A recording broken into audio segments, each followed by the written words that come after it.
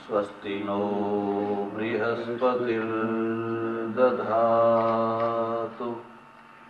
ॐ शान्तिः शान्तिः शान्तिः। सद्गुरु नमः पार्वती पतये हर हर महादेव।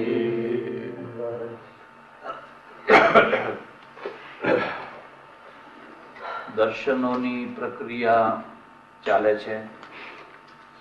જુદા જુદા દર્શનોના જુદા જુદા વિચારો, જુદા જુદા લક્ષ્યો, એ બધું સાંભળવાથી આપણા મસ્તિષ્કમાં વૈચારિક શક્તિનો વધારો થાય.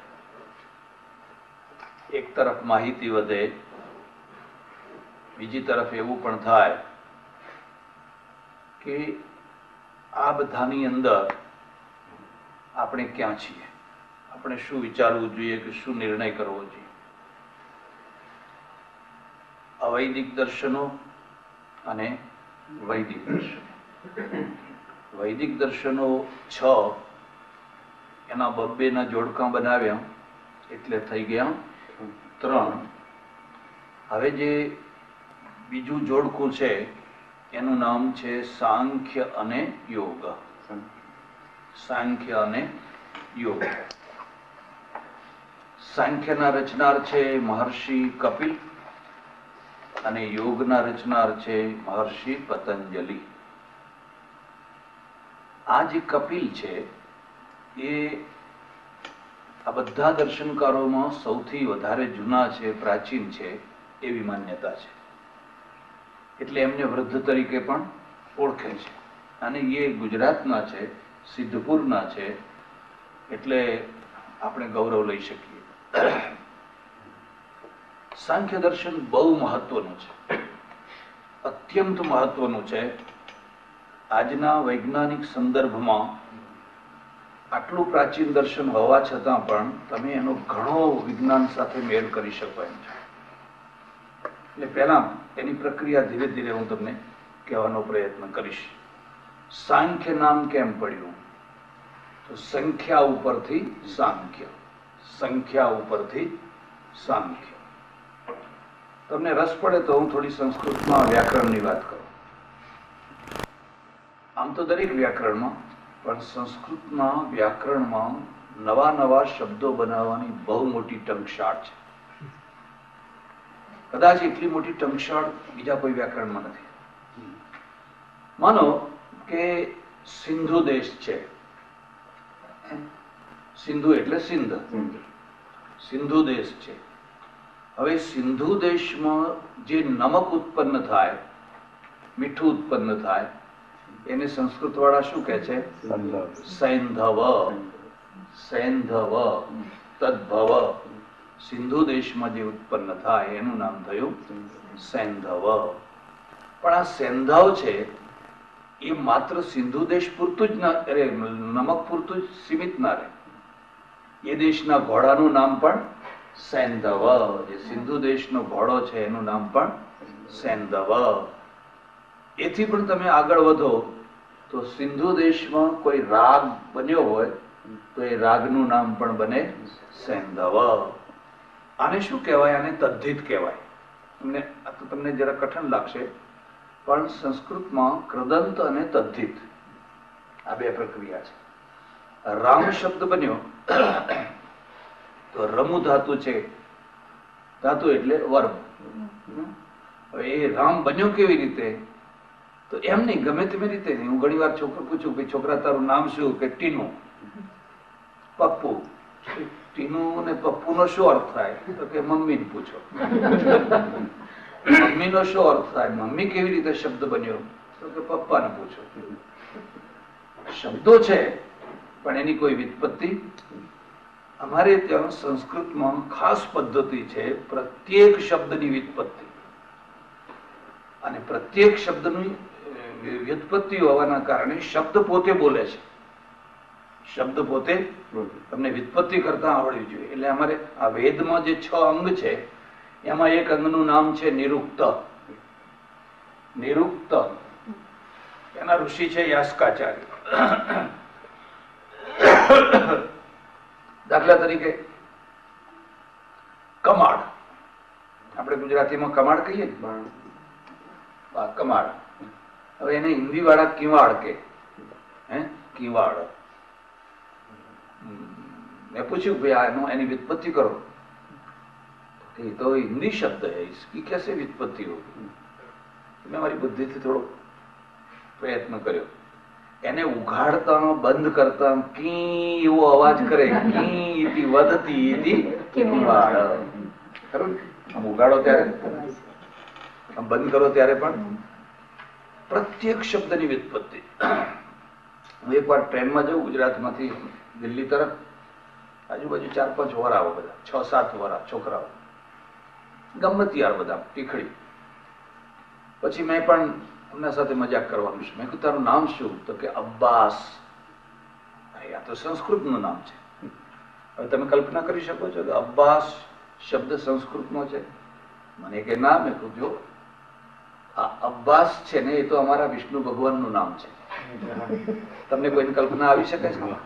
અપ એટલે જળ. અપ શબ્દનો અર્થ થાય જળ, અને આસ એટલે રહેવું. જળમાં જે રહેતા હોય એનું નામ થાય અબ્બાસ. અરે ત્યાં તો બહુ ગજબની વાત છે. તો આ કઈ ઉપરથી કરેલી વાત નથી, આ ખરેખર એની વ્યુત્પત્તિ છે. ખરેખર એની વ્યુત્પત્તિ છે.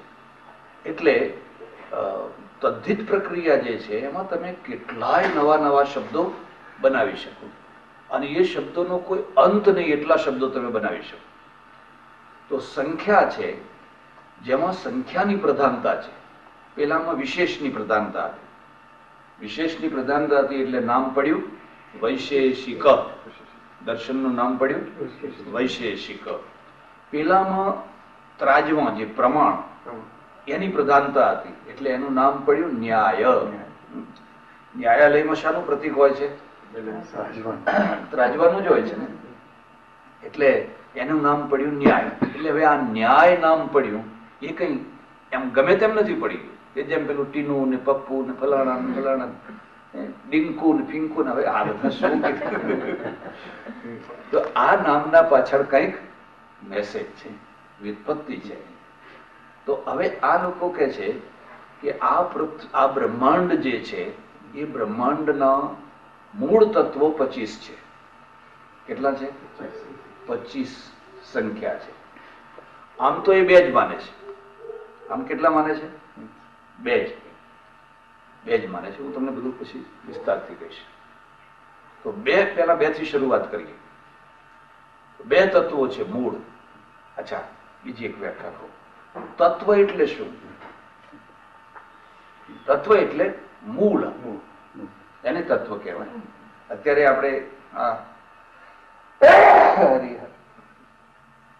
વિજ્ઞાનની દ્રષ્ટિએ કેટલા 108 કે એટલા બધા એલિમેન્ટ્સ.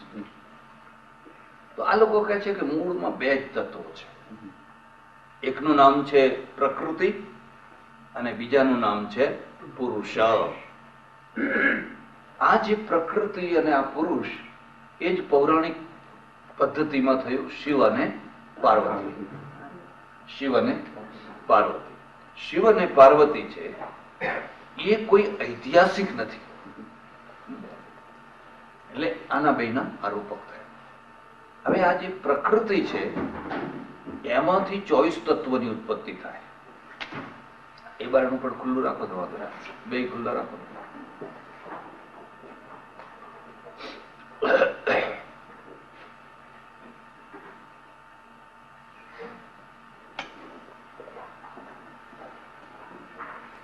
હા, તો આ જે પ્રકૃતિ છે એ પ્રકૃતિમાંથી બ્રહ્માંડો થાય છે, પુરુષમાંથી નહીં. આ લોકો શું માને છે કે કોઈ ઈશ્વર નથી, આ સૃષ્ટિની રચના પ્રકૃતિમાંથી આપોઆપ થયા કરે છે. કોઈ એનો રચનારો, જેમ પેલા નૈયાયિકો કહે છે નિમિત્ત કારણ ઈશ્વર છે, એવો કોઈ ઈશ્વર. તો આ પ્રકૃતિમાંથી કેવી રીતે તત્વો થાય છે? તો આની એક કારિકા છે, સાંખ્ય કારિકા, અને એ એમ કહે છે કે મૂળ પ્રકૃતિ પ્રકૃતિ વિકૃતય સપ્ત ષોડશકસ્તુ વિકારો ના પ્રકૃતિ ના વિકૃતિ પુરુષ. તત્વોને 4 ભાગમાં વહેંચ્યા છે. તમને હું સરળતા ખાતર સમજાવું છું આપણી લૌકિક પદ્ધતિથી. કેટલાક પુરુષો છે ને એ બાપ જ હોય, ખ્યાલ આવે? કોઈના દીકરા હોય, અને કેટલાક પુરુષો છે એ દીકરા હોય પણ કોઈના બાપ હોય. હવે આગળ વંશ ના ચાલે એટલે કોઈના દીકરા તો ખરા, પણ આગળ છોકરા ના થયા એટલે કોઈના બાપ થયા. કેટલાક લોકો એવા હોય કે દીકરાએ હોય ને બાપે હોય, કોઈનો દીકરો હોય અને પછી આગળ બાળકો થાય એટલે કોઈના બાપ થાય. અને કેટલાક તત્વો એવા છે કે ના કોઈના બાપ હોય ના કોઈના દીકરા હોય. એમ સાંખ્યમાં શું છે કે મૂળ જે પ્રકૃતિ છે, એટલે મૂળ જે તત્વ છે એ કોઈનો દીકરો નથી, બાપ છે. કારણ કે કોઈમાંથી ઉત્પન્ન થયો એ અનાદિ છે. અને આ સાંખ્ય શાસ્ત્રની અસર ગીતા ઉપર, ભાગવત ઉપર, મહાભારત ઉપર, મનુસ્મૃતિ ઉપર બહુ મોટી અસર છે આ સાંખ્ય શાસ્ત્ર. તમે ગીતામાં જોશો તો એક બીજા અધ્યાયનું નામ જ છે સાંખ્ય યોગ. બીજા અધ્યાયનું નામ જ સાંખ્ય યોગ છે. અને ગીતામાં વારંવાર સાંખ્ય સિદ્ધાંત, ગીતામાં જે સાંખ્ય સિદ્ધાંત છે એ શેશ્વર છે, એટલે ઈશ્વર સહિતનો છે, નિરીશ્વર નથી. પ્રકૃતિમ પુરુષમ ચૈવ વિદ્યનાદિ ઉભાવપી ગીતામાં. હે અર્જુન, પ્રકૃતિ અને પુરુષ આ બંનેને તું અનાદિ જાણ. વિકારાંશ્ચ ગુણાંશ્ચૈવ વિદ્ધિ પ્રકૃતિ સંભવાન. પણ વિકાર જે ગુણો છે એ આ પ્રકૃતિથી ઉત્પન્ન થયેલા છે એવું તો જાણ. એટલે આખા સાંખ્ય સિદ્ધાંત એમાં આવે છે. હવે આમનું એમ માનવું છે કે આ પ્રકૃતિ એટલે શું? લખવું હોય તો લખી લો. સત્વ, રજ અને તમ.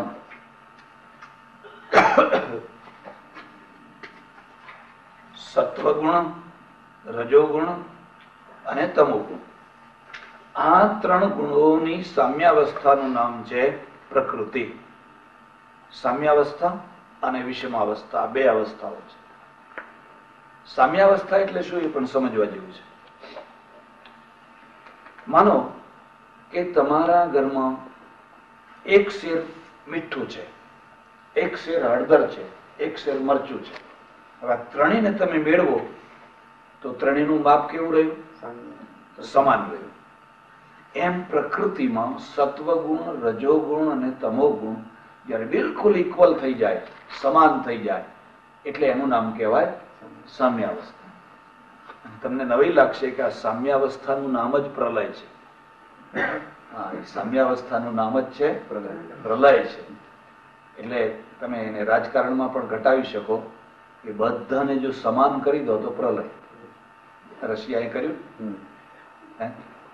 જો તમે બધાને એક સરખા બનાવી દો તો એનું નામ થાય પ્રલય. ત્યારે ઉત્પત્તિ થવાની હોય એને વિષમાવસ્થા કહે. વિષમાવસ્થા એટલે શું? કે સત્વગુણ ઓછો થાય અથવા વધી જાય, રજોગુણ ઓછો થાય અથવા વધી જાય, તમોગુણ ઓછો થાય અથવા વધી જાય. આ 3 ગુણોમાં જે વધઘટ થવું, બસ એનું નામ છે સૃષ્ટિની રચના. સૃષ્ટિની ઉત્પત્તિ. પ્રલય કાળમાં ત્રણેયની સામ્યાવસ્થા. બરાબર. હવે આ સત્વગુણ, રજોગુણ અને તમોગુણ, આ ત્રણ તત્વો છે. એને તમે ગુજરાતીમાં વધારે સારી રીતે સમજવું હોય તો લાલ, પીળો ને વાદળી મૂળ રંગ કહેવાય. ને બાકીના બીજા બધા મેળવણીથી. આ ત્રણ ને તમે એકબીજામાં મેળવો તો તમારે જેટલા કલર કરવા હોય એટલા કરી શકો. મૂળ રંગો તો આ ત્રણ છે. જરા વધારે પેલા જે નૈયાયિકો છે એમણે કહ્યું 7 પદાર્થો છે અને આમણે કહ્યું ત્રણ સત્વ, રજ અને 3 છે. સંગીતની દૃષ્ટિએ જુઓ તો ભારતીય જે સ્વરો છે એ કેટલા છે? સા, રે, ગ, મ, પ, દ, સા. અને અહીંયા બધું જે વાગે છે કેટલા સ્વરમાં વાગે છે? 3 સ્વરમાં. પેલું બેન્ડ વગાડતા હોય ને, બેન્ડ વગાડતા હોય ત્યારે તમે જોજો એને મોટા મોટા જે વાગતા હોય એને 3 જ હોય. તે જે તમે 7 સ્વરોમાં જે વગાડો છો એ બધું 3 સ્વરોમાં પણ વગાડી શકાય. ક્લેરિયોનેટ હોય ને જે, એમાં તો 7 થી વધારે હોય. ખરેખર તો 7 સ્વરો કરતા પણ તમે વધારે સ્વરોનો ઉપયોગ કરી શકો છો, પણ મૂળ છે એ 7 સ્વરો છે. અને અહીંયા જે મોટા ભાગે પ્રચલન છે એ છે 3 સ્વરો. અને એના કારણે સંગીતની આખી જે ધારા છે ને એ ધારા બદલાઈ ગઈ. આખી ધારા બદલાઈ ગઈ. એટલે આમનું એમ કહેવું છે કે આ 7 પદાર્થો માનવાની જરૂર નથી. એક જ પદાર્થ છે, પ્રકૃતિ એક જ છે. પુરુષ તો હવે પ્રકૃતિ છે એની પ્રકૃતિમાંથી સૌથી પહેલું તત્વ થાય એનું નામ છે મહત. લખી લે સૃષ્ટિની રચના કેવી રીતે થાય છે. તમે એક વૃક્ષ બનાવી શકો. પ્રકૃતેર મહાન કારિકા એવી છે કે પ્રકૃતિથી જે પહેલું તત્વ થાય એનું નામ છે મહત તત્વ. મહતો અહંકાર, મહત તત્વથી અહંકાર. અને અહંકાર છે તો એનાથી છે સપ્ત ગણ, એનાથી પાછા 7 તત્વો થાય. મહતો અહંકાર તસ્માદ ગણશ્ચ 16.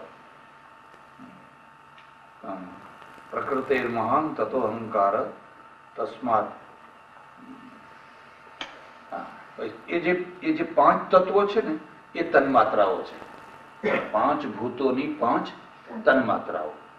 પછી આગળ એક મન આવે છે અને એમાંથી પાછા તત્વો ઉત્પન્ન થતા થતા કુલ તત્વો થાય 24. 16 ને 7 23 ને મૂળ પ્રકૃતિ 24. પછી ઇન્દ્રિયો વગેરે થઈ 10 ઇન્દ્રિયો થઈ અને કુલ તત્વો થાય 24. આમાં થોડીક પૌરાણિક વાત પણ તમને કહીશ. આ સાંખ્ય લોકો શું કહે છે કે સૌથી પહેલું તત્વ કયું થાય છે? એ કહે છે બુદ્ધિ થાય છે. મહત એટલે બુદ્ધિ. પહેલી જે વસ્તુ બને છે એનું નામ છે બુદ્ધિ, મહત તત્વ. એટલે પાર્વતીનો જે પહેલો દીકરો છે એનું નામ શું છે? ગણેશ. પાર્વતીનો જે પહેલો દીકરો છે ને એનું નામ છે ગણેશ. જે પૌરાણિક રીતે જુઓ તો પાર્વતી બધો મેલ ઉતારે છે, ખરું ને? નાવા બેસે છે ને કોઈ છે નહીં એટલે મેલ ઉતારીને પૂતળું બનાવીને ફૂંક મારે છે. હવે શિવજી તો સમાધિમાંથી આવે છે એટલે પેલો છોકરો કહે છે નહીં જવા દે, મારી માં નાવા બેઠેલી છે. માથું કાપી નાખે છે. કશી વાત ગળે ના ઉતરે એવી છે. હવે પાર્વતીને એટલો બધો મેલ હતો કે આખું પૂતળું બની જાય. આ જે જુમ્મા પે જુમ્મા કરનારા હોય એ તો પેલા બાથડે હોય ને, રવિવારે નાય તો એમને કદાચ આટલો બધો મેલ તો પાર્વતી તો મહિને નાતા હશે કે પછી વર્ષે નાતા હશે કે આખા પ્રલય કાળ પછી એક વાર નાતા હશે, પણ આખો મેલ નું પૂતળું બનાવી. હવે શિવને એટલી ખબર નથી કે આ પાર્વતીએ મેલ ઉતારીના છોકરો. હવે એ આમ સર્વજ્ઞ છે, માથું કાપી નાખે છે. હવે આવું તો કોઈ સામાન્ય માણસ હોય એ બહુ તો ધક્કો મારીને એક તરફ કરી દે, ચાલ આ તો મારું ઘર છે, તું રોકનારો કોણ? પણ રીતસરનું માથું કાપી નાખે. અને માથું કાપીને પછી પાર્વતી કરે, તમે આ શું કર્યું? આ તો આપણો છોકરો છે. પછી પશ્ચાતાપ થાય છે, હવે શું કરવું? હવે એક હાથીનું માથું લઈ આવ્યા પાછા. ક્યાંક હાથી ચરતો હશે તો હાથીનું માથું લઈ આવ્યા અને પેલા ગણેશના ઉપર. તો હવે કોઈ વિચાર કરો કે 5-10 વર્ષના છોકરાનું ગળું કેવું હોય, હાથીનું ગળું કેવું હોય, એના કઈ આમ ડોક્ટરી રીતે ટંકા મંકા લઈ શકાય કે એને જોઈન્ટ કરી શકાય કે હાથીનું માથું જેવું હોય કે આખું પેલું છોકરું જ અંદર જતું રહે? પણ આ આખી વાત છે ને, કદી કોઈ એના ઉપર રિસર્ચ જ નથી કરતા. આ સાંખ્યની વાત છે, મૂળમાં આ દાર્શનિક વાત છે. દાર્શનિક વાતને પૌરાણિક લોકો એને પાત્રોના દ્વારા આકાર આપીને કહેવાનો પ્રયત્ન કરે છે. પાર્વતી નાવા બેઠી એટલે આપણે એમ માનીએ છીએ કે કોઈ પણ શુભ કર્મની શરૂઆત સ્નાનથી થાય. તમે કોઈ પૂજા કરવા બેઠા હો એટલે પેલા સોપારીનું નવડાવવાની કરે, રિદ્ધિ બુદ્ધિ સહિત આમ ગણપતિ હોય ને એને તમે નવડાવો, પછી બધું કામ આગળ થાય. આપણા ત્યાં નાયા વિના કામ થઈ શકે? એટલે પાર્વતી છે એ પ્રકૃતિ છે, અને એ પ્રકૃતિ છે જ્યારે સૃષ્ટિની ઉત્પત્તિ કરવાની હોય, સૃષ્ટિની રચના કરવાની હોય, ત્યારે એને પૌરાણિક દ્રષ્ટિએ સ્નાન કરવા બેસે છે. અને મેલ એટલે શું? આ બધી બીજી વાત સમજજો કે તમારા શરીરમાંથી કષ્ટ આપ્યા વિના, ખોડ ઉત્પન્ન કર્યા વિના જે સહજ રીતે નીકળે અને નીકળવાથી તમને જે શાંતિ મળે એનું નામ કહેવાય મલ, મેલ. મનુ એ લખ્યું છે આ નખ મેલ છે. નખ એટલે ઉપર જે કાળો ભાગ આવે એ મેલ છે. કારણ કે તમને અમુક ટાઈમે તો કાપવા જ કરે, કે હવે ઘણા લોકો નથી કાપતા. આટલા લાંબા લાંબા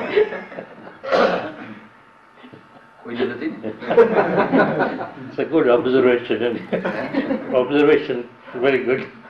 અને એને લાંબા લાંબા નખ હોય એને આપણે ત્યાં શું કહ્યું ખબર છે? શૂર્પનખા. સુપડા જેવા નખ. નખ કેવા છે? સુપડા જેવા. એટલે શૂર્પ એટલે સુપડું અને નખ એટલે નખ. મોટા મોટા સુપડા જેવા નખ છે. એટલે એ મેલ છે. નાકમાંથી જે કાઢો એ મેલ છે. આંખમાંથી પિયા નીકળે એ પણ મેલ છે. કાનમાંથી જે નીકળે એ પણ મેલ છે. તમને કફ વગેરે નીકળે એ પણ. તો શરીરમાંથી કેટલાક ભાગ એવી રીતે નીકળ્યા કરતા હોય છે જેને આપણે મેલ કહીએ. એટલે મૂળ પદાર્થને હાનિ પહોંચાડ્યા વિના હાથ કાપી નાખે મેલ ના કહેવાય, એને મેલ ના કહેવાય, એને મેલ કહેવાય. એટલે પ્રકૃતિ જ્યારે બ્રહ્માંડની રચના કરે છે ત્યારે સૌથી પહેલા એ બુદ્ધિની રચના કરે છે, મહત્તત્વની રચના કરે, એવું સાંખ્યો માને છે. અને જરા આપણા વ્યવહારમાં તમે જોશો તો માનો કે તમારે ભાખડા બાંધ બનાવવો છે, અહીંયા કોઈ એક મકાન બનાવવું છે, તો એ પહેલા ક્યાં બનવાનું? બુદ્ધિ. પછી બુદ્ધિનું કાગળ ઉપર પ્લાન થઈને આવશે અને પ્લાન વાળું પછી થશે. પહેલા આર્કિટેક્ટ. આર્કિટેક્ટ એટલે અમારે ત્યાં શું કહેવાય છે? મદ બુદ્ધિ સ્થા. જે તમે નિર્માણ કરો છો એ પહેલા તમારી બુદ્ધિમાં આવે છે, અને બુદ્ધિને પછી તમે એ નિરાકાર બુદ્ધિને તમે કાગળ ઉપર આકાર આપો છો. કે ભાઈ વર્લ્ડ ટ્રેડ સેન્ટર કેવી રીતે બનાવવું? તો એમ તો નથી 2-4 કડિયા બોલાય કે ચડવા માંડો અને વર્લ્ડ ટ્રેડ થઈ ગયું. એવું તો કઈ વર્લ્ડ ટ્રેડ થઈ શકે?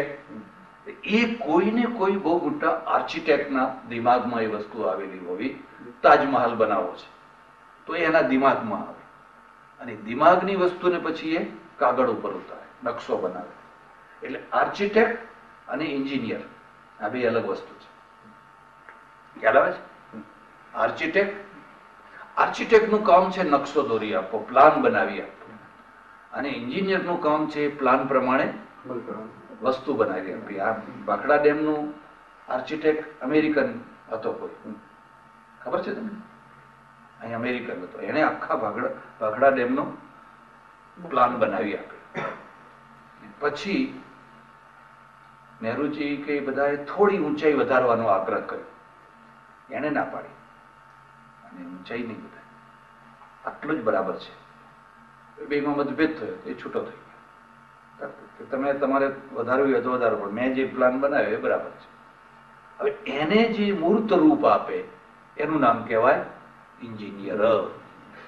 આવી જ રીતે ઋષિ છે ને, મૌલિક વિચારો, મૌલિક જે નવીન વિચારો, જે નવું ચિંતન, જે નવું દર્શન આપે છે એ આર્કિટેક્ટ છે. અને એને જે મૂર્ત રૂપ આપે છે, માનો કે ચંદ્રગુપ્ત હોય, ચાણક્ય છે એ આર્કિટેક્ટ છે અને ચંદ્રગુપ્ત છે એ એન્જિનિયર છે. એટલે એને જે મૂર્ત રૂપ આપે એ પછી એને આપણે ધાર્મિક ક્ષેત્રમાં આચાર્ય કહો, તમારે જે એને નામ આપવું હોય આપો. એમ આમનું એમ કેવું છે કે પહેલા બુદ્ધિની સૃષ્ટિ થાય છે. એટલે આપણે પહેલા ગણપતિની સૃષ્ટિ એટલા માટે કરી. તમને એટલા માટે કહું છું કે કદાચ કોઈ બીજા ધર્મવાળો તમને પૂછે તો પણ તમે એને જવાબ આપી શકો છો. એમાં બધી વાતો લખેલી છે, એટલે અહીં બધો વિસ્તાર નહીં. પછી હાથીનું માથું ચડાવવાની શી જરૂર છે? એટલે આપણે શું માનીએ છીએ કે બુદ્ધિના બે પ્રકાર છે, એક અને બીજી શૈવી બુદ્ધિ. ઈચ્છા થાય એ તો પ્રાકૃતિક છે કે છોકરાના આગળ તમે આ વસ્તુ મૂકો એટલે મોઢામાં નાખશે, ગમે તે હોય એ લઈને તરત જ. હવે એની પાસે લેવું અને ખાવું એ બે સિવાય અત્યારે એનો કોઈ બીજો વિકાસ થયો નથી. પણ આખી જિંદગી આ જ પ્લાન ઉપર ચાલે છે. પછી એ 60 વર્ષનો થાય કે 70 વર્ષનો થાય, આખી જિંદગી તમે જોશો તો આ જ પ્લાન ઉપર આખું જીવન ચાલે છે. તમારા ઘરમાં હું આવું અને ઘડિયાળ મને ગમી જાય, એટલે આ ઘડિયાળ બહુ સરસ છે, એટલે પેલા ડાયા માણસ હોય કે સારું મારે અત્યારે લઈ જાઉં.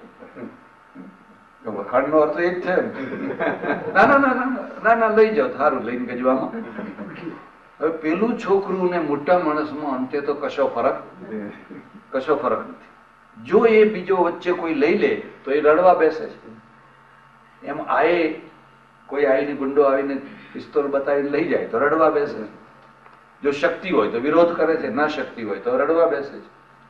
એટલે આમનું શું કહેવું છે કે બે બુદ્ધિઓ છે, એક પ્રાકૃતિક બુદ્ધિ, અને પ્રાકૃતિક બુદ્ધિની જે પ્રવૃત્તિ છે એ સહજ પ્રવૃત્તિ છે.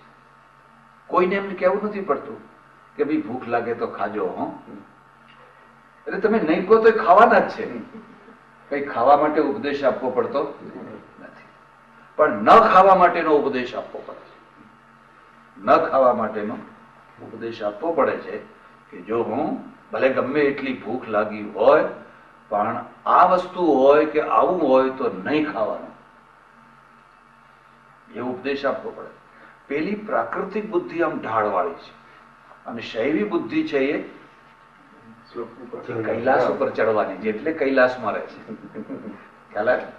એટલે એ શૈવી બુદ્ધિમાં ઉપર ચડવાનું છે અને પેલી પ્રાકૃતિક બુદ્ધિમાં નીચે ઉતર. પાણીને તમારે નીચે મોકલવું હોય તો એના માટે કઈ પંપ લગાવવો પડે? એ તો આપોઆપ જવાનું. જેમ ઢાળ વધારે એમ એની ગતિ વધારે. અને જ્યારે એ પાણીને ઉપર મોકલવું હોય તો હોર્સ પાવર વાળા પંપ લગાવવો પડે. ભાઈ આટલા હોર્સ પાવર, આટલા હોર્સ પાવર, આટલા હોર્સ પાવર. એમ હાથીનું માથું છે એ શૈવી બુદ્ધિ છે. પહેલું જે માથું હતું એ પ્રાકૃતિક બુદ્ધિ છે. પ્રાકૃતિક બુદ્ધિ અને શૈવી બુદ્ધિમાં શું ફરક છે? તો પ્રાકૃતિક બુદ્ધિમાં સહજ રીતે ભોગો તરફ પ્રવૃત્તિ, સહજ રીતે. ખાવું ઉપલક્ષણ છે. ખાવું એટલે માત્ર ખાવું નહીં, પણ ઇન્દ્રિયો જે છે એની જે આવશ્યકતાઓ છે એ તરફ દોડ દોડ દોડ દોડ દોડ દોડ દોડ કરવું, આ પ્રાકૃતિક બુદ્ધિ છે. અને શૈવી બુદ્ધિ છે એમાંથી ઉર્ધ્વગામી થઈ થઈ થઈ થઈ શિવના તરફ જવું, એ શૈવી બુદ્ધિ છે. એટલે પહેલી જે બુદ્ધિ હતી એ પ્રાકૃતિક હતી, એનું છેદન કરવામાં આવ્યું અને પછી કઈ બુદ્ધિ મૂકી? શૈવી બુદ્ધિ. એટલે આપણા ત્યાં એક બીજી માન્યતા પણ છે કે જમણા હાથના ગણપતિ, જમણી સૂંઢના ગણપતિ બહુ સારા છે. હવે તો તમે પેલા ઘડનારાને કહો તો જમણી સૂંઢના ઘડી આપે, એવું કઈ નથી કે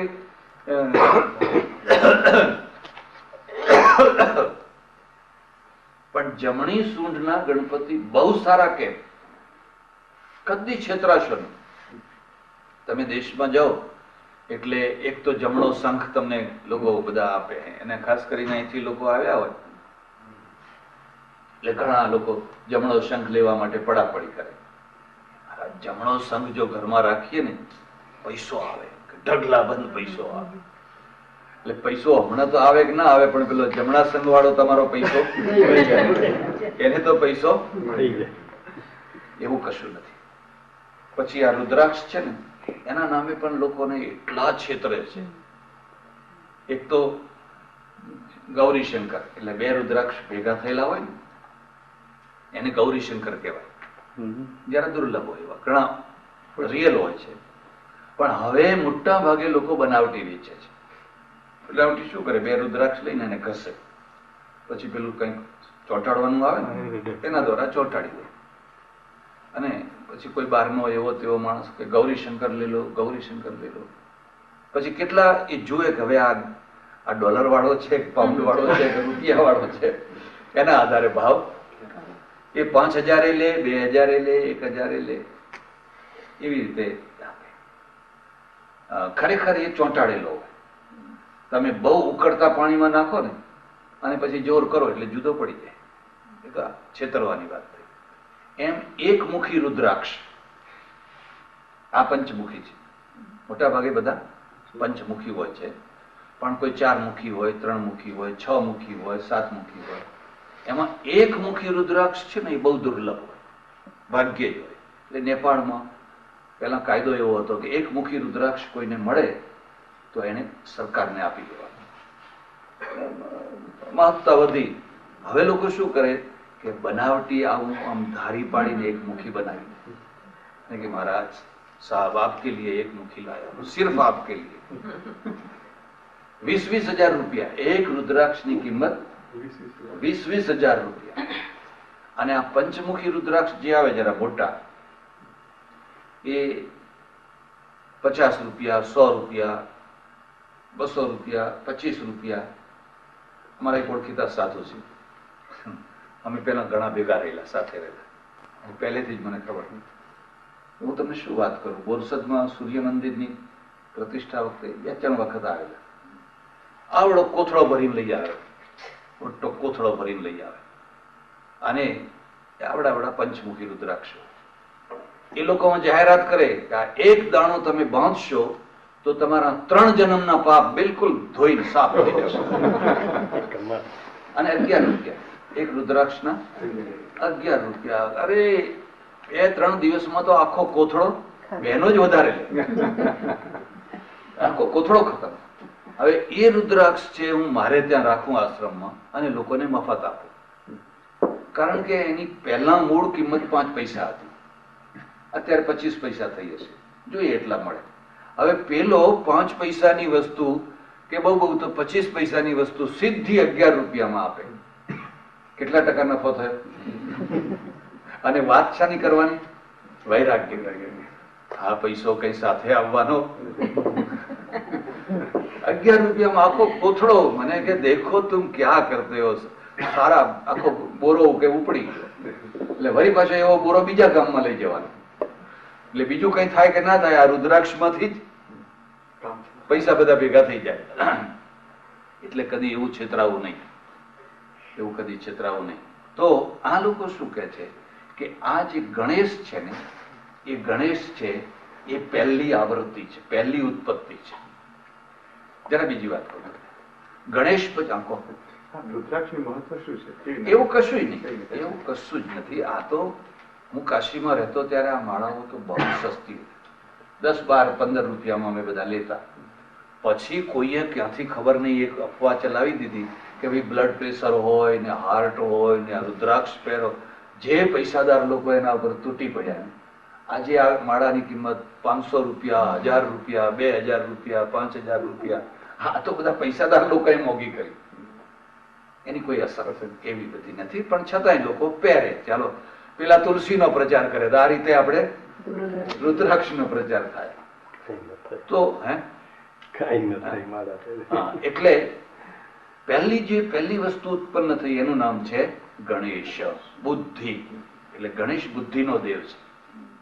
ગણેશને આપણે શું માનીએ છીએ? બુદ્ધિનો દેવ છે. એને બે પત્નીઓ છે પાછી, રિદ્ધિ અને સિદ્ધિ.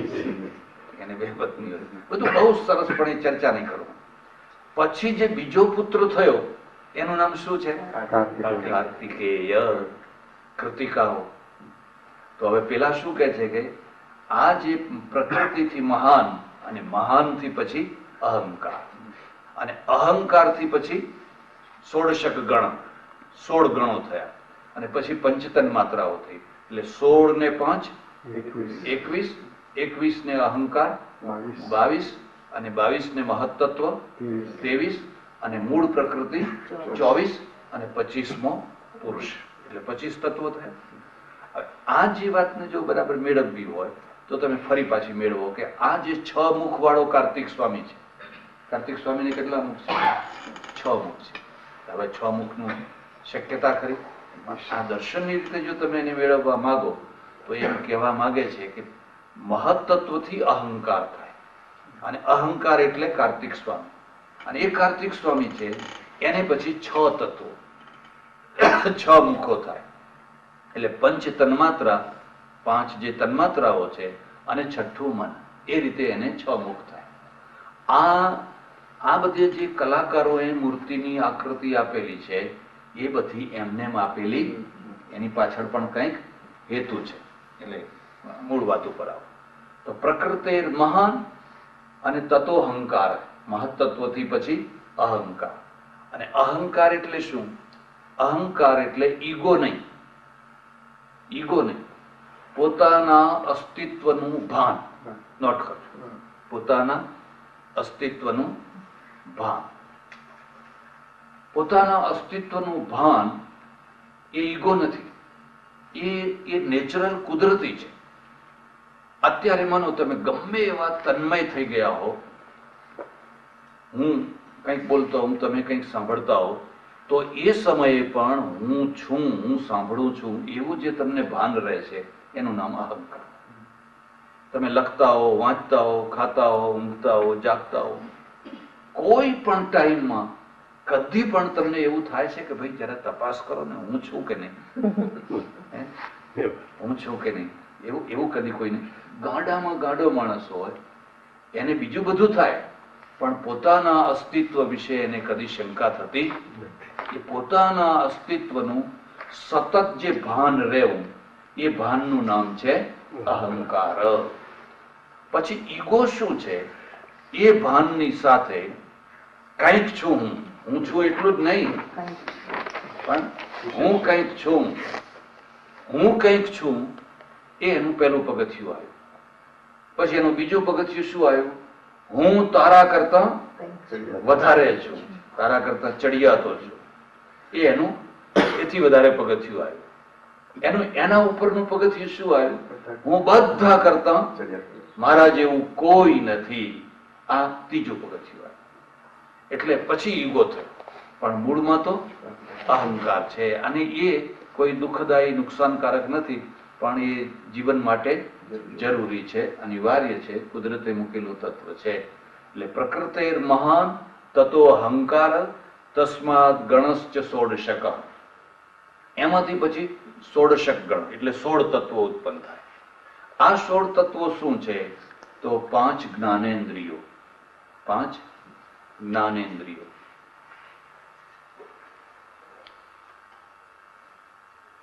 જ્ઞાન પ્રાપ્ત કરવામાં જે ઉપકરણ થાય, હેતુ થાય, એનું નામ છે જ્ઞાનેન્દ્રિય. તો માનો કે તમે આ વસ્તુને જુઓ છો, આંખ ના હોય તો જોઈ શકાય. એટલે આંખ શું છે? પ્રત્યક્ષ અનુભૂતિ કરવા માટેની જ્ઞાનેન્દ્રિય. અને એ ખબર નહીં, કોઈ પણ લેબોરેટરીમાં જઈને પૂછો કે ભાઈ આંખમાં કયા કયા તત્વો છે, એમાં કેલ્શિયમ છે, એમાં ફલાણું છે, એમાં ફલાણું છે, એમાં ફલાણું છે, તો આ ચામડીમાં છે, છતાં ચામડીથી આપણે જોઈ શકતા. અને આના અંદર જે કંઈ તત્વો ભર્યા છે એ તત્વોમાં એવી શું વિશેષતા છે? કોર્નિયા હોય કે ફલાણું હોય કે ફલાણું હોય કે માણસ બધું જોતો થઈ જાય છે, જોતો થઈ જાય છે.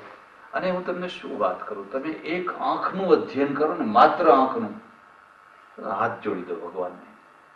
તમે જોજો જરા, આંખને બહિર્ગોળ બનાવી અર્ધગોળ બહિર્ગોળ બનાવી.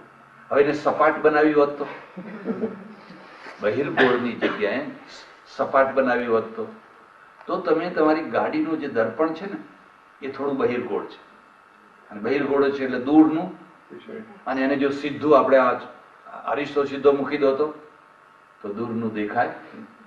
આંખ છે એને એવી બહિર્ગોળ બનાવી છે બધું દૂર સુધીનું તમને જોઈ શકાય છે. પછી પાછું આમ આમ આમ ફરી શકે છે, ફ્લેક્સિબલ છે ને, એટલે આમે ફરી શકે, આમે ફરી શકે છે. અને પછી વ્યવસ્થા એવી છે કે આ ફરે એટલે આ ફરે. હવે જો એમાં કંઈક કર્યું હોય કે આ આમ જાય ને આમ જાય તો શું થાય? તમને એમ લાગશે કે ખરેખર કોઈએ ગજબનો પ્લાન બનાવેલો છે, અદ્ભુત પ્લાન બનાવેલો છે. એ આંખ એટલી બધી કોમળ છે કે એના ઉપર કવચ મૂકી દીધું, આપોપચાર આમ આમ આપોઆપ બંધ થઈ જાય. કાન ઉપર ના મૂક્યું, નહીં તો આપણે રાત્રે સુઈ જઈએ કાન ઉપર આમ ઢાંકીને સુઈ જઈએ, પછી કોઈ ગમે એવો બેલ વગાડે, ગમે એવો કોઈ ઢોલ વગાડે તો પછી આપણે ઉઠીએ જ નહીં. એટલે કાનને ઉઘાડા રાખે કે તમે ગમે એવી નહીં તો કોઈ ઘણા કરે, કારણ કે પરમેશ્વર બચાવવા માંગે છે. બંદૂક ફૂટી, ધડાકો થયો, ધરતીકંપ થયો, એટલે એને ઉઘાડા રાખે. અને એને પાછા કેવા કર્યા ખબર છે? રકાબી જેવા. એટલે સાઉન્ડ બધો આમ ફરીને પાછો, એમને એમ કઈ નથી બનાવ્યા, પણ એની આકૃતિ એવી બનાવી છે કે કોઈનો પણ સાઉન્ડ આવીને ટકરાય પછી એના મોજા થઈ અને પડદા સુધી. એટલે રચના એટલે ગજબની રચના છે. નાકમાં ખબર નહીં એવું કયું કેમિકલ મૂક્યું છે કે તમને સુગંધ દુર્ગંધ, બાકી હાથમાં કઈ ખબર ના પડે. અને જીભમાં એક જ્ઞાનેન્દ્રિય છે, તરત જ દાળ ખારી મીઠી કેવી છે એ બધી જીભને તરત જ ખબર પડે. પણ આપણે દાળમાં હાથ બોલીએ તો મીઠું નાખ્યું છે કે નથી નાખ્યું એની કઈ ખબર પડે. એટલે આ જે 5 જ્ઞાનેન્દ્રિયો છે એ 5 જ્ઞાનેન્દ્રિયોની રચના થઈ.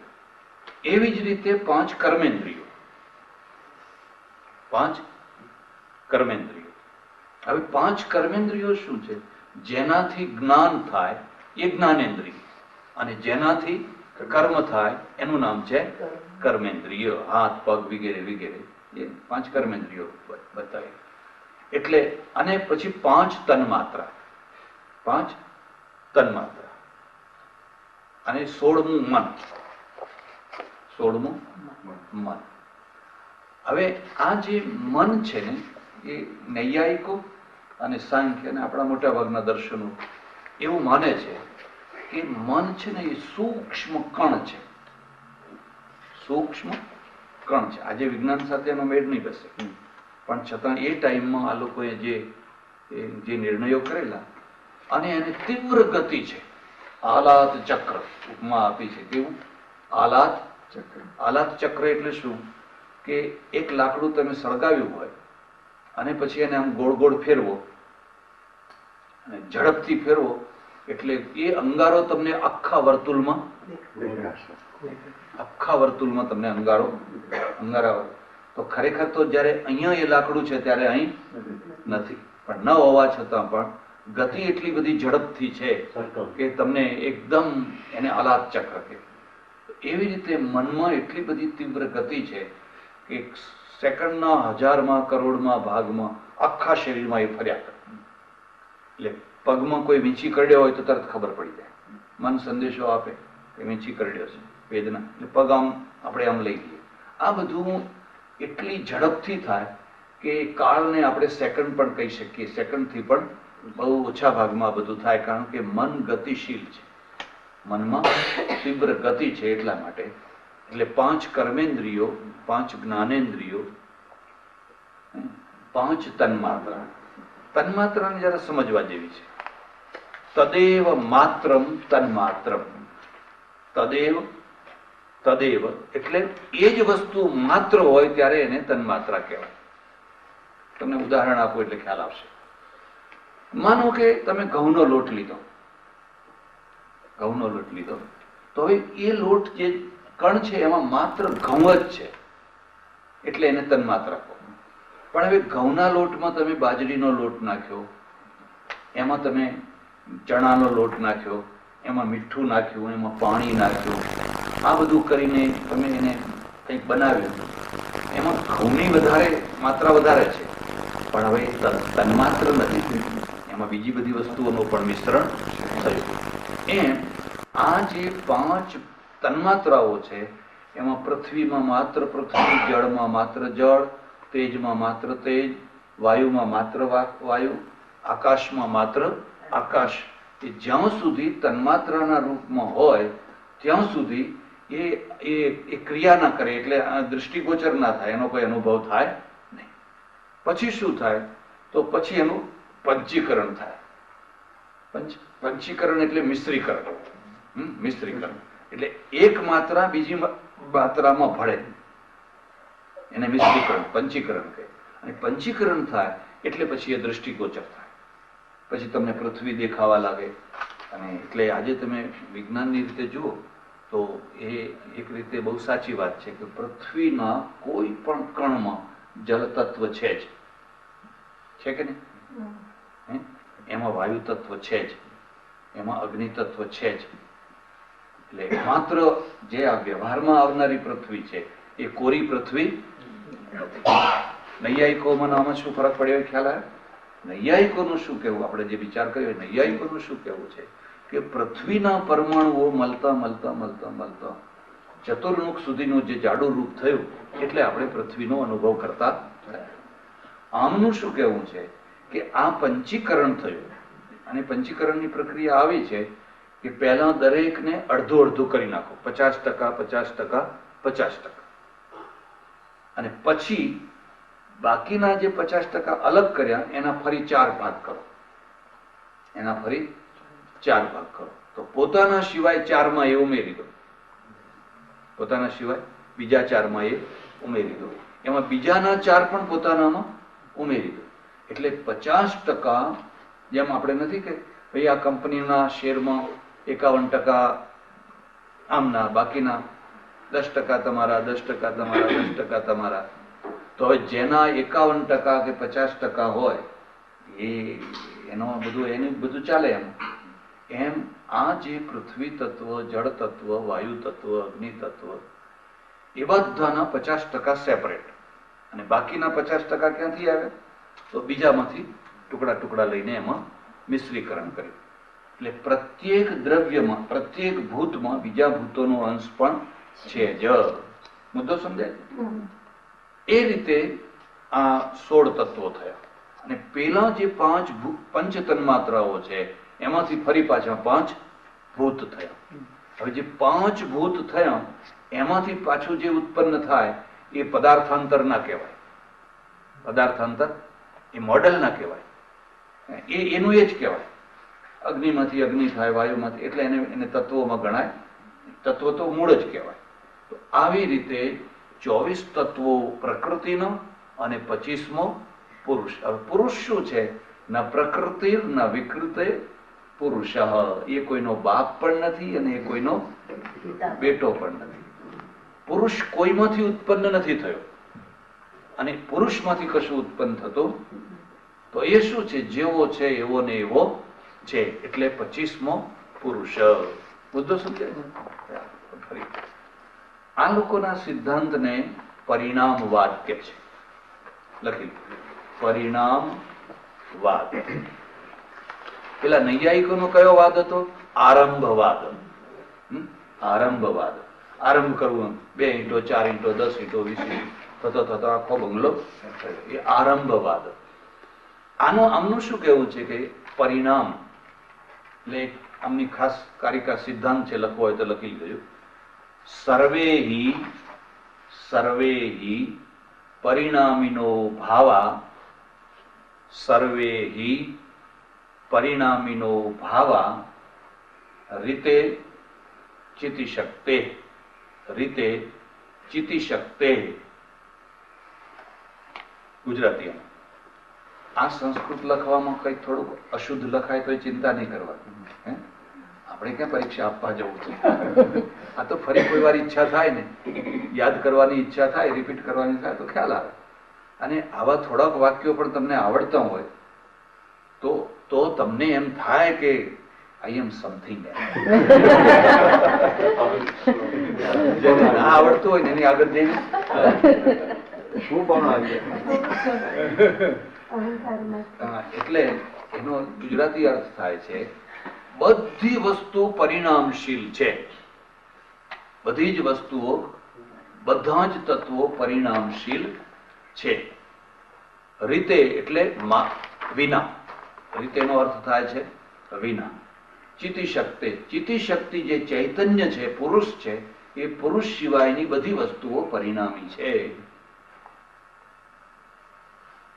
આમનું શું કહેવું છે કે ભાઈ કાર્ય કેવી રીતે ઉત્પન્ન થાય છે? નૈયાયિકોનું કેવું કહેવું છે કે કાર્ય કેવી રીતે ઉત્પન્ન થાય છે? તો પેલો કહે છે આરંભવાદથી થાય છે અને આ કહે છે પરિણામવાદથી થાય છે. દાખલા તરીકે માનો કે તમે દૂધ મૂક્યું, હવે દૂધમાંથી દહીં થયું, દૂધમાંથી દહીં થયું, તો એને શું કહેવાનું? પરિણામ. દૂધ દહીંમાં પરિણમ્યું. દૂધ પોતે જ દહીં બની ગયું, દૂધ પોતે જ દહીંના રૂપમાં બદલાઈ ગયું. એમ પ્રકૃતિ છે, એ પ્રકૃતિ પોતે જ વિશ્વમાં બદલાઈ ગઈ, વિશ્વમાં બદલાઈ ગઈ. એટલે જરા બીજી વાત પણ તમને કહીશ, જરા અઘરી છે પણ તમે ધ્યાન દેશો તો ખ્યાલ આવશે. લખવું હોય તો લખો. સત એટલે સતથી અસતની ઉત્પત્તિ,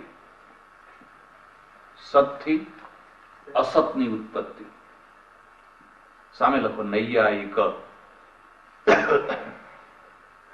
સતથી અને અસતથી, અસતથી સતની ઉત્પત્તિ. બૌદ્ધ. અસતથી અસતની ઉત્પત્તિ. ફરી લખો બૌદ્ધ. અને સતથી સતની ઉત્પત્તિ. સાંખ્ય. થોડું કઠિન લાગશે, હું તમને સમજાવીશ એટલે ખ્યાલ આવશે. અને ભગવદ્ ગીતામાં જોશો તો આની છાયા છે. ભગવદ્ ગીતાના શ્લોકોમાં આની અસર છે. ના સતો વિદ્યતે ભાવો, ના ભાવો વિદ્યતે સતઃ, ઉભયોરપી દૃષ્ટોન્ત્વનયો તત્વદર્શિભી. હે અર્જુન, અસતથી કદી સત ઉત્પન્ન થાય નહીં. ના સતો વિદ્યતે ભાવો એટલે અસતથી કદી ભાવરૂપ પદાર્થ ઉત્પન્ન થાય. ના ભાવો વિદ્યતે સતઃ અને સતથી કદી અસતની ઉત્પત્તિ થાય નહીં. એટલે આ અસત ખ્યાતિ. નૈયાયિકનું શું કહેવું છે કે કારણ સત છે, માટી સત્ય છે, પણ ઘડો ઉત્પન્ન થાય એની પહેલી ક્ષણમાં, આ ક્ષણની મારામારી છે, એની પહેલી ક્ષણમાં કારણ નષ્ટ થઈ જાય છે. કારણ નષ્ટ થાય તો કાર્યની ઉત્પત્તિ થાય. આમનું શું કહેવું છે કે કારણ નષ્ટ થતું, કારણ કાર્યમાં પરિવર્તિત થાય છે. બેનો ભેદ સમજાય છે? પેલો શું કહે છે કે તમે અંકુર નાખ્યું, બીજ નાખ્યું, તો જ્યાં સુધી બીજ નષ્ટ નહીં થાય ત્યાં સુધી અંકુર થવાનો નથી. એટલે બીજ જેમ જેમ બીજ નષ્ટ થતું જશે એમ એમ અંકુર ઉભો થશે. સાંખ્યવાળાનું શું કહેવું છે કે ના ના ના ના, એ વાત તમારી બરાબર નથી. એ જે બીજ છે ને એ અંકુર રૂપમાં પરિણામ પામે છે. બીજનો નાશ થતો નથી, પણ એ અંકુર રૂપમાં પરિણામ પામે છે. એને તમારે ડ્રામાનું ઉદાહરણ પણ આપ્યું છે. એટલે આનું શું કહેવું છે કે જે સત હોય એની જ ઉત્પત્તિ થાય, જે સત ના હોય એની ઉત્પત્તિ થાય. તો નૈયાયિકનું શું કહેવું છે કે જો કાર્ય પહેલેથી જ સત હોય તો એને ઉત્પન્ન કરવાની જરૂર જ ક્યાં છે? એ તો છે જ, પછી એને ઉત્પન્ન કરવાની જરૂર ક્યાં છે? એટલે સાંખ્યવાળા શું કહે છે, માટીમાં ઘડો પહેલેથી છે જ, માટીમાં ઘડો પહેલેથી છે જ. કુંભાર એને ઉત્પન્ન નથી કરતો, માત્ર એને પ્રગટ કરે છે.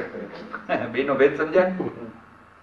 એ આ એમ કહે છે કે પડદાના પાછળ નટ છે જ, કલાકાર છે જ, એ પડદો હટે છે એટલે કલાકાર પ્રગટ થાય છે કે કલાકાર ઉત્પન્ન થતો નથી. કલાકાર તો પહેલેથી છે જ.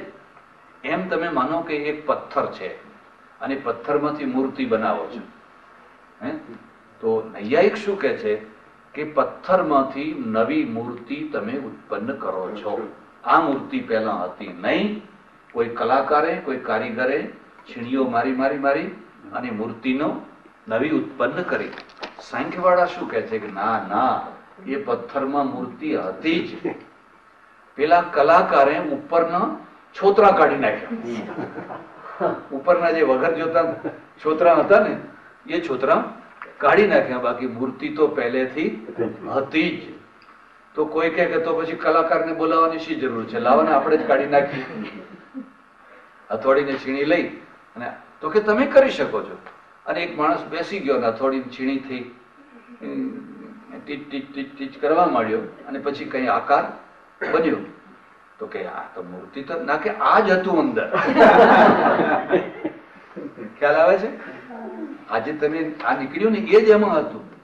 એટલે તમે પણ નૈયાયિક નું શું કહેવું છે કે પહેલા તમે નિશાન નક્કી કરો અને પછી ગોળી ચલાવો.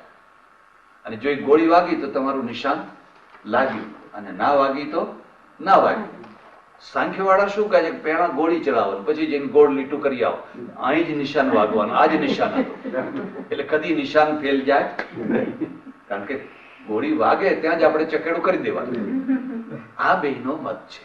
અને આ જુદા જુદા મત છે, પણ એની અસર થાય છે દર્શન ઉપર, સૃષ્ટિની રચના ઉપર. સૃષ્ટિની રચના કેવી રીતે થઈ એના ઉપર.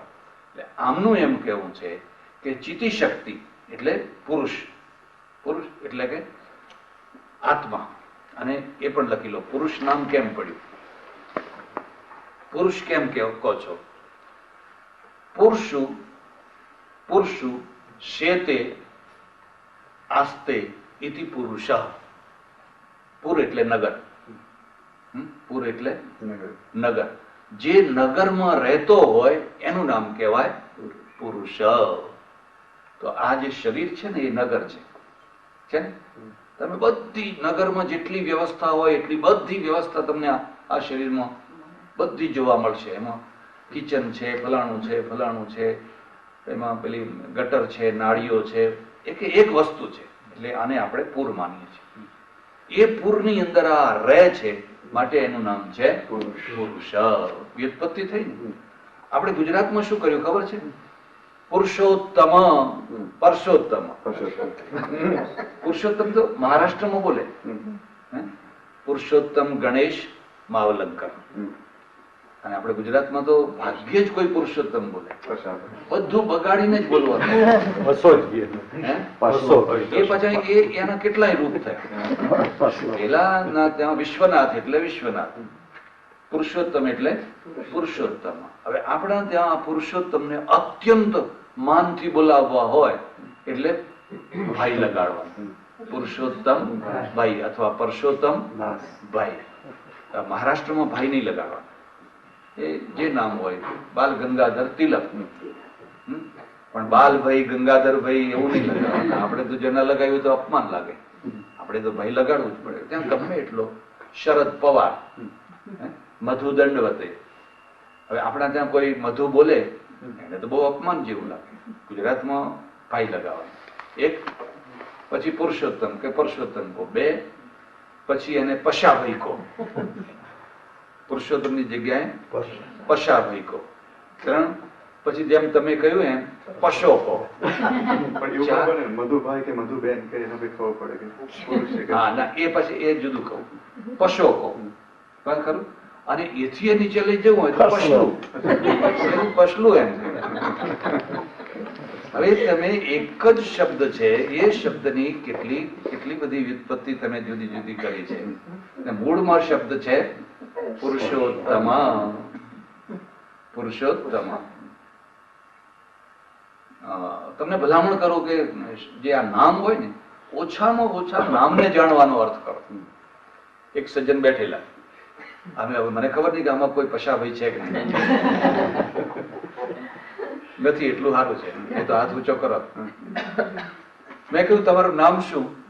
તો મને કે ભોગીલાલ. મેં કીધું, ભોગીલાલનો અર્થ શું થાય? હવે કથાકાર પાછા હું મોટા કથાકાર. અરે કે તો આજ સુધી કદી વિચાર જ ના કર્યો. તમે કહો હવે તમે આજ તો વિચાર કરો કે ના, અર્થ તો સારો નથી એમ. અર્થ તો સારો નથી. મેં કહું એનો સારો અર્થ કરી આપો. તમે જે અર્થ માનો છો એવો અર્થ નથી. ભોગી છે એ અમારે સંસ્કૃતમાં ભોગી સર્પને કહે છે. એની જે ફણ છે ને એને ભોગ કહેવાય. આ ફણ ચડાવે ને એને ભોગ કહેવાય ને એના ઉપરથી સર્પનું નામ છે ભોગી. એટલે શેષનાગનું નામ પણ છે ભોગી. એટલે હવે તમે શેષનાગ લાલ થયા. અરે મને કે આ તો સારું થયું. બાકી પેલો અર્થ કરો તો આ ચડોતરમાં તો અમારે ઘણાનું નામ શું ધોરીભાઈ હોય. અને ધોરીનો અર્થ શું થાય? બળદ. ધોરું ધોર પેલું ધોસરું વહન કરે એટલે એનું નામ થયું ધોરી. તો ઘણા ધોરીભાઈ હોય, ઘણા મરઘાભાઈ હોય, કચરાભાઈ હોય, પૂજાભાઈ હોય, ફલાણાભાઈ હોય. કેમ? કારણ કે છોકરા મરી જતા પહેલા એટલે સારા નામ પાડે. ગાંડાભાઈ હોય, ઘણા ખોડાભાઈ હોય, આ ભીખાભાઈ હોય, ખોડાભાઈ હોય. હવે બધા નામ સારા થવા માંડી. એ તો તમારે એક ગામમાં 5-10 તો મણીઓ હોય, 5-10 કાશીઓ હોય, 2-4-5 ચંચળો હોય. એ ફરી ફરીને એના એ જ નામ. નામ સારામાં સારા જોવા હોય તો બંગાળી હોય.